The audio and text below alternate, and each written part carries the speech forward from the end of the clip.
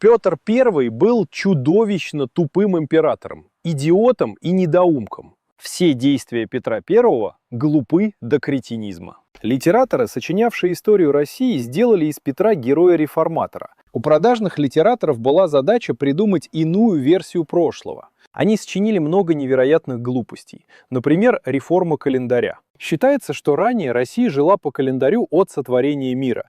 Петр I отменил этот календарь. Год 7208 от сотворения мира стал годом 1700 от Рождества Христова. Российские и советские историки говорят, что это был великий шаг для модернизации отсталой России. Якобы таким действием Петр синхронизировал календари с лидирующими европейскими странами и создал единое календарное пространство, в котором удобно заниматься торговлей, производством, дипломатией, образованием. Заявляется, что Петр I поставил Россию на один уровень с высокоразвитыми европейцами. Очень красиво звучит. Однако написать подобную глупость могли только невежды или обманщики, то есть историки. Посмотрим на официальные факты. Ранее Европа жила по юлианскому календарю. Но выяснилось, что юлианский календарь оказался не очень точен.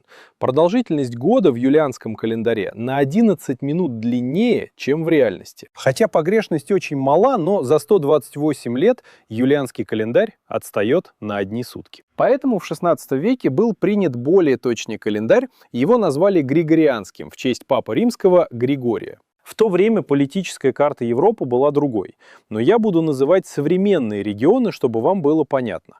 По указанию главы Римской церкви, католические государства Европы перешли на новый Григорианский календарь. Это Франция, Италия, Испания, Португалия, Польша, частично Германия и Нидерланды.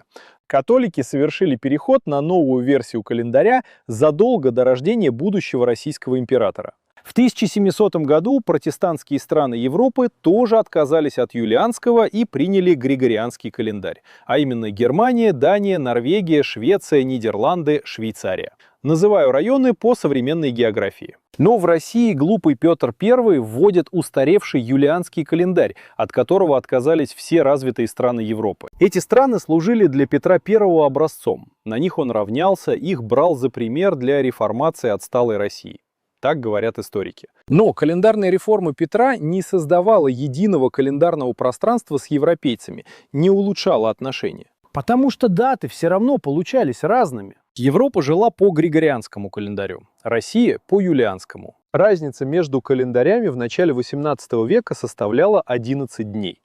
Изменение календаря – очень сложное мероприятие. Требуется переделать огромное количество документации. Нужно приучить всех граждан к новому порядку. Это сложно, это дорого, это тяжело, это надолго нарушает работу общественных механизмов. Если делать календарную реформу, надо брать самый лучший, самый точный, самый новый календарь – Григорианский. Столь крупные общественные изменения, как реформа календаря, готовятся очень длительное время. Сначала долго обсуждают, стоит ли нововведение тех неудобств и затрат, которые возникнут во время и после реформы.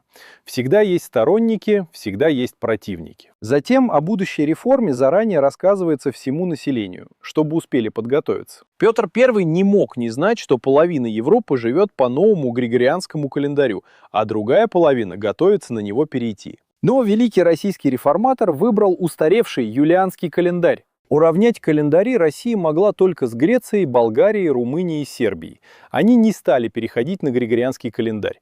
История не считает эти государства лидирующими странами Европы в то время. Мало того, эти территории были частями Османской империи. В 1700 году Великобритания не стала вводить юлианский календарь, но сделала это в середине XVIII века. Россия перешла на Григорианский календарь только в начале 20 века, после очень жестокой революции. Исторический факт смены календаря в России никак не сочетается с объяснениями историков.